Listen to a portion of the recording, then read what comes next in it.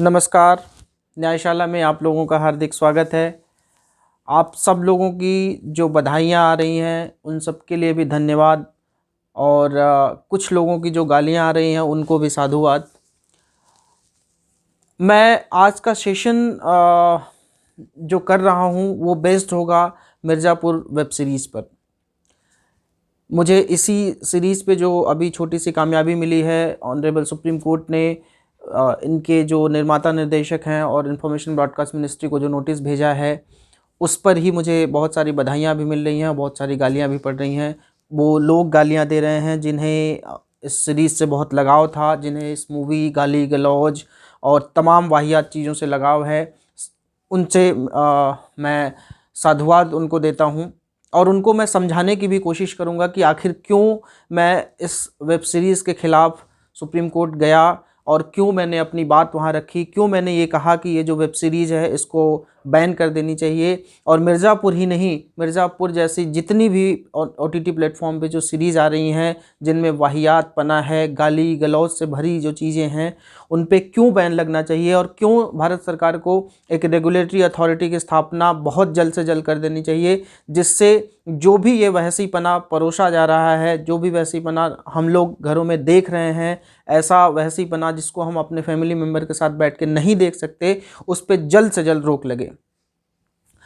मैं बात करूंगा मिर्ज़ापुर की, जिस शहर से, जिस ज़िले से, उस ज़िले के एक छोटे से गांव से मैं आता हूं। मिर्ज़ापुर की अगर मैं बात करूं तो जो उसका ऐतिहासिक पृष्ठभूमि रही है, भौगोलिक पृष्ठभूमि रही है या सांस्कृतिक पृष्ठभूमि रही है, वो बहुत ही अलौकिक रही है। लेकिन जब से यह सीरीज़ आई है 2018 में, जब से ये सीरीज़ आई है, तब से मिर्ज़ापुर सिर्फ़ और सिर्फ उस सीरीज़ के नाम से जाने जाने लगी है। और जब मैं या मिर्ज़ापुर का कोई आदमी किसी नए आदमी से मिलता है और कहता है मैं मिर्ज़ापुर से हूँ, तो उसकी भाव भंगिमा उस हमारे प्रति ऐसी हो जाती है जैसे हम कहीं के गुंडे हों, कहीं के एडल्टरर हों, और हम जैसे सभ्य समाज से हमारा कोई वास्ता ही ना रहा हो।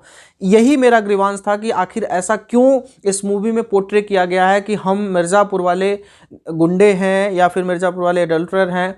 और वाकई में अगर मैं भी किसी शहर के बारे में ऐसी चीज़ें देखता तो मेरे भी दिमाग में एक थॉट प्रोसेस एक समय के लिए ज़रूर आता। सबसे पहले मैं बात करूंगा कि मिर्ज़ापुर कैसे एक ऐतिहासिक पृष्ठभूमि रखता है।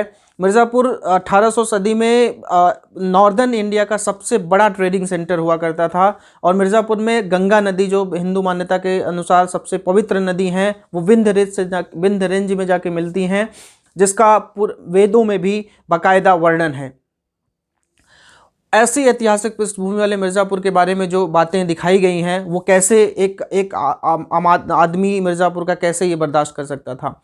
भौगोलिक दृष्टिकोण की मैं बात करूं तो मिर्ज़ापुर ही वह स्थान है जहां पे पूरे देश का इंडियन स्टैंडर्ड टाइम कैलकुलेट होता है। मिर्ज़ापुर वो एक स्थान है जहाँ पे बेस्ट पिंकी मूवी को 81st ऑस्कर अवार्ड मिला था। मिर्ज़ापुर ही वो स्थान है जहाँ 2017 में गिनीज वर्ल्ड रिकॉर्ड में यहाँ के लोगों ने अपना नाम दर्ज कराया था। सांस्कृतिक रूप से अगर मैं बात करूं मिर्ज़ापुर की, तो यहाँ जो रेड मार्बल होता है, उसी रेड मार्बल को प्रयोग में लाकर सम्राट अशोक ने अशोक स्तंभ का निर्माण किया था, अशोक स्तूप का निर्माण किया था। वही अशोक स्तंभ आज देश का नेशनल एम्बलम है। ऐसे महान शहर, महान ज़िले के बारे में अगर कोई ऐसी गलत बातें दिखाएगा, कोई भी एक्सेल एंटरटेनमेंट, कोई भी अमेजन प्राइम, कोई भी फरहान अख्तर आकर इस शहर को बदनाम नहीं कर सकता। अगर वो बदनाम करता है तो कम से कम मेरे जैसा नागरिक, मेरे जैसा इंसान उस बदनामी को नहीं सहेगा। और मैं इसीलिए देश की सबसे बड़ी अदालत सुप्रीम कोर्ट गया। सुप्रीम कोर्ट में मैंने यही सारी बातें कही कि मिर्ज़ापुर वो शहर है जहाँ की एक ऐतिहासिक पृष्ठभूमि है, भौगोलिक पृष्ठभूमि है, सांस्कृतिक पृष्ठभूमि है। और पिछले दिनों न्यूज़ में आया कि एक लड़के को जो दिल्ली एनसीआर में नौकरी करने आया, उसने जब ये बताया कि मैं मिर्ज़ापुर शहर से हूँ, तो उसको नौकरी नहीं दी गई। आप समझ सकते हैं वो उस लड़के की क्या पीड़ा रही होगी। हम मजाक में अपने इंटरटेनमेंट के लिए, लोग कहना कि ये तो इंटरटेनमेंट है। इंटरटेनमेंट क्या इंटरटेनमेंट होता है, किस इंटरटेनमेंट की परिभाषा क्या होती है? इंटरटेनमेंट की क्या यह परिभाषा हो गई है कि माँ बहन की गाली दी जाए, खुलेआम सेक्स होता हुआ दिखाई जाए, खुलेआम एक औरत को सिर्फ यह दिखाया जाए कि वो अपने ससुर से भी सेक्स करती है, अपने नौकर से भी सेक्स करती है, अपने स्टेपसन से भी सेक्स करने की कोशिश करती है, तो सिर्फ इसी बात को दिखाना एंटरटेनमेंट है। और दूसरी बात, हम बात करते हैं नारीवाद की, हम बात करते हैं विमेन एम्पावरमेंट की, या क्या यही विमेन एम्पावरमेंट है? क्यों फादर और ब्रदर की गाली नहीं हो जाती? क्यों मदर और सिस्टर की ही गाली होती है? क्या इसी गालियों को देकर यही हम अपने बच्चों को अपनी गालियां सुनाएंगे, बच्चों को हम गालियां ये दिखाएंगे और यहीं से हम विमेन एम्पावरमेंट की बात करते हैं?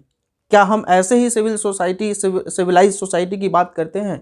हम कहते थे कि आदिमानव हुआ करते थे, आदिमानव जो बिना कपड़ों के घुमा करते थे, जिनको कम्युनिकेशन करना नहीं आता था, वो हमने अब हम क्या कर रहे हैं? अब हमारा जो कम्युनिकेशन का जो स्तर होता चला जा रहा है, अब हमारा जो कम्युनिकेशन होगा, जो इन फिल्मों के माध्यम से हमें दिखाया जा रहा है कि हम अब कम्युनिकेट करेंगे, तो कैसे कम्युनिकेट करेंगे? माँ बहन की गाली देके कम्युनिकेट करेंगे? तो क्या हम अब फॉरवर्डिंग की तरफ बढ़ रहे हैं या फिर से हम आदिमानव की तरफ बढ़ रहे हैं?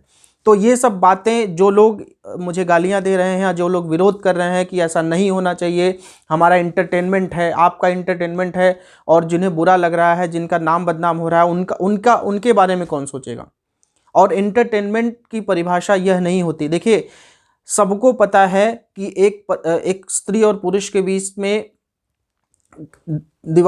चार दीवारी के अंदर क्या होता है, लेकिन इसका मतलब यह नहीं कि उस संबंधों को हम सड़क पे लाके रख दें और कहें कि हमारा इंटरटेनमेंट है। संबंध सबको पता है कि संबंध कहाँ किसके कैसे बनते हैं, लेकिन इसका ये मतलब नहीं है कि आप उन संबंधों को, घरों में जो दीवारें बनाई गई थी या बनाई जाती हैं, वो सिर्फ बंटवारे के लिए नहीं बनाई जाती, कुछ चीज़ें ढकने के लिए भी बनाई जाती हैं। और एक सभ्य समाज का निर्माण तभी होगा जब कुछ चीज़ें ढकी रहें, कुछ चीज़ें समाज के सामने रहें और मर्यादा बनी रहे। और जो हम अपने बच्चों को सिखाते हैं कि नहीं, गाली गलौज नहीं करनी चाहिए, गाली गलौज दे के हमें किसी से बात नहीं करनी चाहिए, वही चीज़ हम भी देखें, वही एक साफ़ सुथरी चीज़ हम भी देखें, और एक हम सभ्य समाज की तरफ बढ़ें, ना कि एक फिर से आदिमानव की तरफ बढ़ें। इसी बात के साथ मैं आज का सेशन ख़त्म करता हूँ। आप लोगों का प्यार यूं ही मिलता रहे। नमस्कार, धन्यवाद।